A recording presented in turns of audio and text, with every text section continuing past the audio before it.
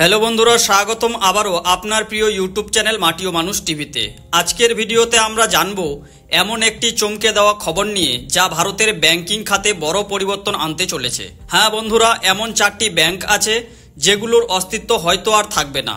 চলুন বিস্তারিত জেনে নিন কোন ব্যাংকগুলো বন্ধ হচ্ছে বা অন্য ব্যাংকের সঙ্গে মিলে যাচ্ছে আর তার প্রভাব কি পড়বে সাধারণ গ্রাহকদের উপর। তাই বন্ধুরা, ভিডিওটিকে শেষ পর্যন্ত মনোযোগ সহকারে দেখবেন এবং ভিডিওটি ভালো লাগলে অবশ্যই একটি লাইক করে দেবেন।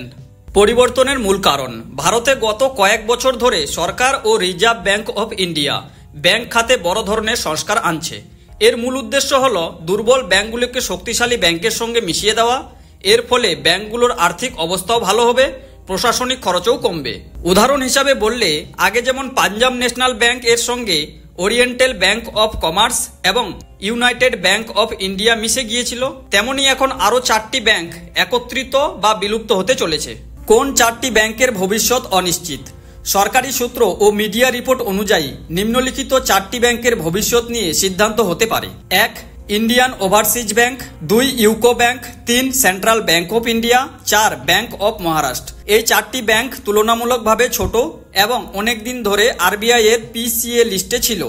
যদিও পরে কিছুটা উন্নতি হয়েছে, তবু সরকারের লক্ষ্য দেশে বড় এবং স্থিতিশীল কয়েকটি ব্যাংক রাখা, যাতে আন্তর্জাতিক মানে ভারতীয় ব্যাংকিং আরও শক্তিশালী হয়।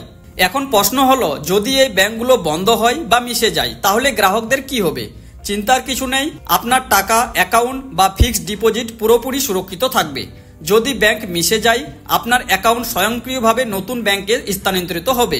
এমনকি আপনার আইএফসি কোড বা অ্যাকাউন্ট নম্বরের পরিবর্তন হলেও ব্যাংক আপনাকে আগে থেকেই জানিয়ে দেবে।